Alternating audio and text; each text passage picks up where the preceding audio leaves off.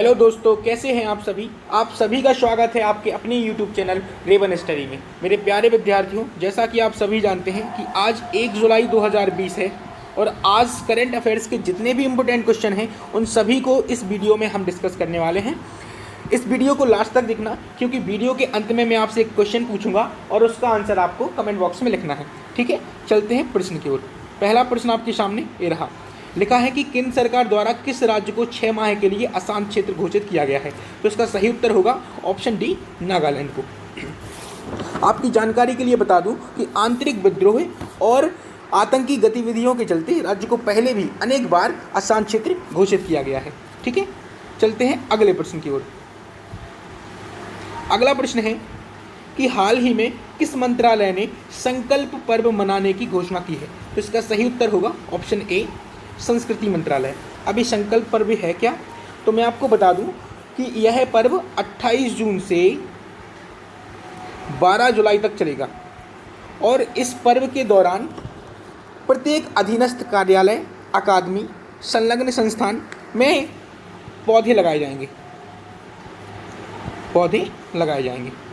ठीक है, चलते हैं अगले प्रश्न की ओर। अगला प्रश्न है कि राष्ट्रीय डॉक्टर दिवस कब मनाया जाता है। तो मेरे प्यारे विद्यार्थियों, ऑप्शन बी, 1 जुलाई।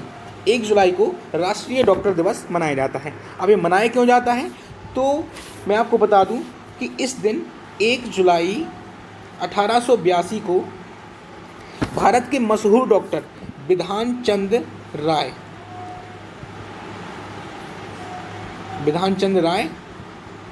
का जन्म हुआ था। ये भारत के मशहूर डॉक्टर थे, बाद में पश्चिम बंगाल के दूसरे मुख्यमंत्री भी रहे थे। तो 1 जुलाई और 1991 से प्रत्येक वर्ष राष्ट्रीय डॉक्टर दिवस मनाया जाता है। ठीक है, बिधान चंद्र राय की याद में। चलते हैं अगले प्रश्न की ओर। अगला प्रश्न है, किल कोरोना अभियान शुरू करने वाला राज्य कौन सा है। तो इसका सही उत्तर होगा ऑप्शन सी, मध्य प्रदेश। ठीक है, अब एक किल कोरोना अभियान है क्या, तो आपको बता देना चाहता हूं कि यह अभियान 15 दिन तक चलेगा। ठीक है, और 1 जुलाई से शुरू हो चुका है और 1 जुलाई से 15 जुलाई तक चलने वाला है। इस अभियान में प्रदेश के सभी जिलों में वायरस नियंत्रण और स्वास्थ्य जागरूकता अभियान में सरकार और समाज साथ साथ काम करेंगे। ठीक है, चलते हैं अगले प्रश्न की ओर। अगला प्रश्न है कि हाल ही में G4 वायरस किस देश में पाया गया है। तो इसका सही उत्तर होगा ऑप्शन ए, चीन में। ठीक है, यह G4 वायरस है क्या, तो यह H1N1 स्वाइन फ्लू का वंशज है। ठीक है, और इसका नाम G4 रखा गया है। G4 नाम, जैसा कि आप देख रहे हैं, G4 वायरस। ठीक है, यह पहले से भी ज़्यादा घातक है। शोधकर्ताओं के अनुसार अगर कोरोना महामारी के संपर्क में आ गया तो यह और भी ज़्यादा घातक हो सकता है। ठीक है, चलते हैं अगले प्रश्न की ओर। अगला प्रश्न है कि हाल ही में नाडा ऐप किसने लॉन्च किया। तो इसका सही उत्तर होगा ऑप्शन सी, किरण रिजिजू। एक किरण रिजिजू कौन है, एक खेल मंत्री है। ठीक है, जिन्होंने नाडा ऐप लॉन्च किया है। अब ये नाडा ऐप क्या है, तो नाडा ऐप के द्वारा खिलाड़ियों को प्रतिबंधित दवाओं और उनके इस्तेमाल से बचने की जानकारी मिलेगी। जो प्रतिबंधित दवाएं हैं उनसे बचने की जानकारी मिलेगी। ठीक है, चलते हैं अगले प्रश्न की ओर। अगला प्रश्न है, हाल ही में किस राज्य में प्रोजेक्ट प्लेटिना का शुभारंभ किया गया है। तो इसका सही उत्तर होगा ऑप्शन बी, महाराष्ट्र। ठीक है, अभी प्रोजेक्ट प्लेटिना है क्या, तो मैं आपको बता देना चाहता हूं कि सरकार द्वारा हल्के और गंभीर लक्षण वाले मरीजों को, जो कोरोना से संक्रमित हैं, तो कोरोना के हल्के और गंभीर लक्षण वाले मरीजों को प्लाज्मा थेरेपी से सही किया जा रहा है। प्लाज्मा थेरेपी से सही किया जा रहा है।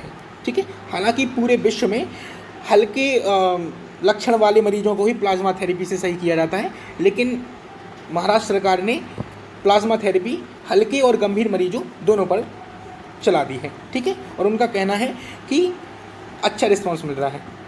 चलते हैं अगले प्रश्न की ओर। अंतर्राष्ट्रीय सोशल मीडिया दिवस कब मनाया जाता है? इसका सही उत्तर होगा ऑप्शन ए 30 जून। ठीक है मेरे प्यारे विद्यार्थियों, चलते हैं अगले प्रश्न की ओर। अगला प्रश्न है G20 शिक्षा मंत्रियों की वर्चुअल बैठक का आयोजन किस देश ने किया? तो इसका सही उत्तर होगा ऑप्शन ए सऊदी अरब।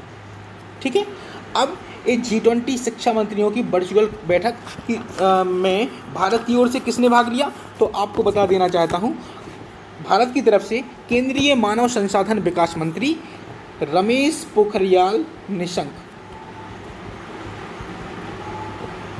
ठीक है, इन्होंने भाग लिया।